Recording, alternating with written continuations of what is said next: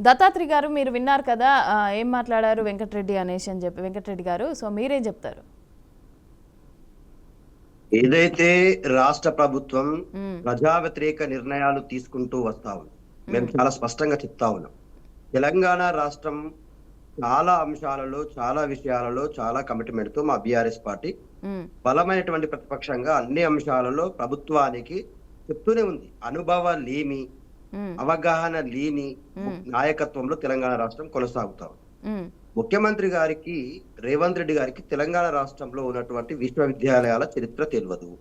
ఏదైతే ఇవాళ Hyderabad central university ఉందో అది 1969 ఉద్యమం జరగడం వల్ల చాలా మంది విద్యార్థుల మీద 369 మంది విద్యార్థుల బలిదానం తర్వాత ఇవాళ తెలంగాణ రాష్ట్రం ఇవ్వడమో, లేకపోతే తెలంగాణ రాష్ట్రంలో ప్రత్యామ్నాయ ఏర్పాట్లు చేయడమో, ఏదో ఒకటి చేస్తే తప్ప తెలంగాణ రాష్ట్రం మనం ఉమ్మడిగా ఉండే పరిస్థితి లేదు అనే పరిస్థితిలో ఇవాళ హైదరాబాద్ సెంట్రల్ యూనివర్సిటీ ఏర్పాటు చేయడం జరిగింది.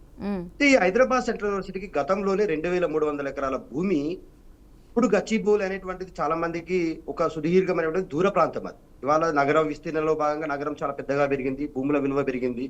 గచ్చిబౌలి, మణికొండ ఏరియాలో భూములకు వేల కోట్లు పలుకుతున్నాయి. ముఖ్యమంత్రి రేవంత్ రెడ్డి గారు స్వతహాగా ఒక రియల్ ఎస్టేట్ వ్యాపారి.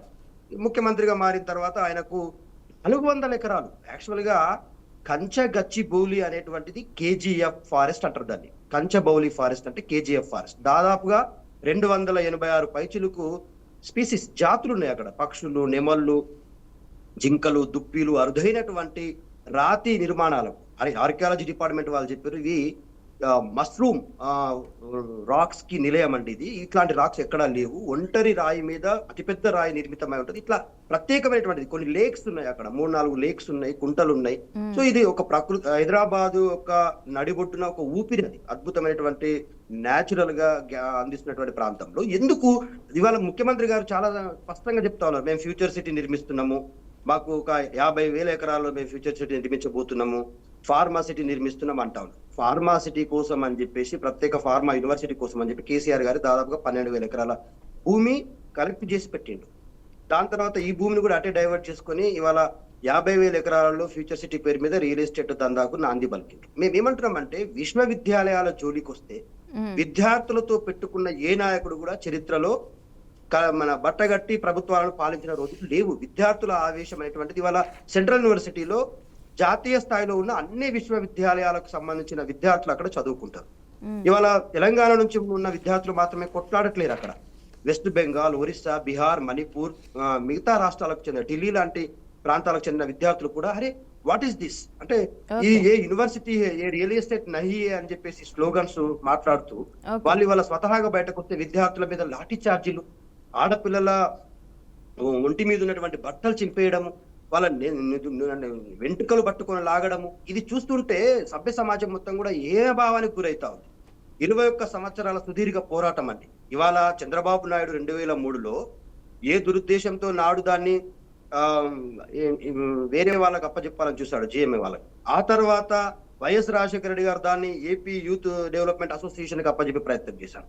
ఆ తర్వాత ఇవాళ రేవంత్ రెడ్డి గారు TGIACకి అప్పచెప్పే ప్రయత్నం చేశాను.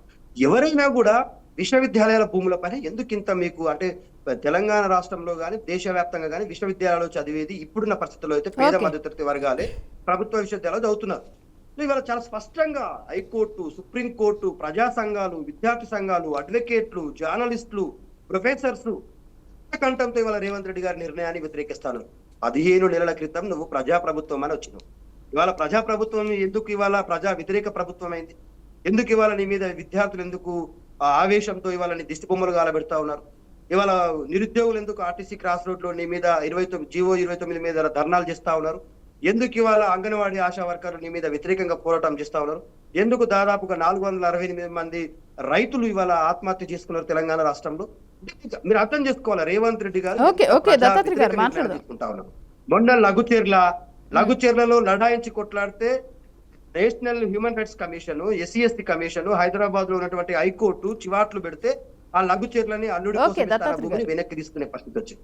ఒక్క నిమిషం అండి, నేను ఇంకో విషయం చెప్తాను. ఇవాళ బీజేపీ నాయకులు చాలా పెద్దగా ఏదో చెప్పే ప్రయత్నం చేస్తాను.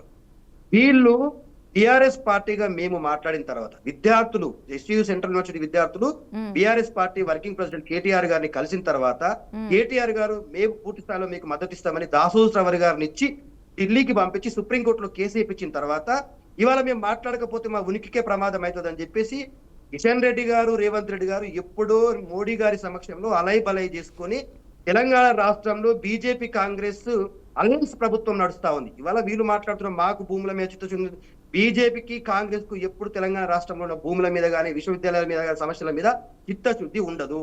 తెలంగాణ రాష్ట్రం కోసం పుట్టిన పార్టీగా బీఆర్ఎస్ ఒక్కటి మాత్రమే కొట్లాడుతుంది. మేము కొట్లాడాం కాబట్టి ఇవాళ ప్రభుత్వం దిగి వచ్చింది.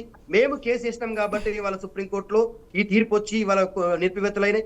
హైకోర్టులో కూడా నేను కూడా ఒక మెంబర్ గా కేసులో భాగస్వామిని ఇవాళ హైకోర్టు చేసినటువంటి దాంట్లో మేము పిల్లేసినాం. మేము ఎందుకు ఇవాళ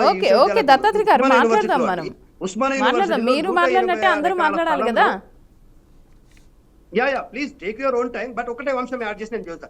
180 ఎకరాలలో ఉస్మాన్ యూనివర్సిటీలో ఒక అడ్వకేట్ అండి, జడ్జి, రిటైర్డ్ జడ్జి నరసింహారెడ్డి గారని, ఆయన కూడా దాదాపుగా 4 ఎకరాల భూమిని కబ్జా చేసి ఉస్మాన్ యూనివర్సిటీ, ఒక ఉస్మాన్ యూనివర్సిటీ కాదు తెలంగాణ రాష్ట్రంలో అన్ని విశ్వవిద్యాలయ పరిస్థితి ఇదే.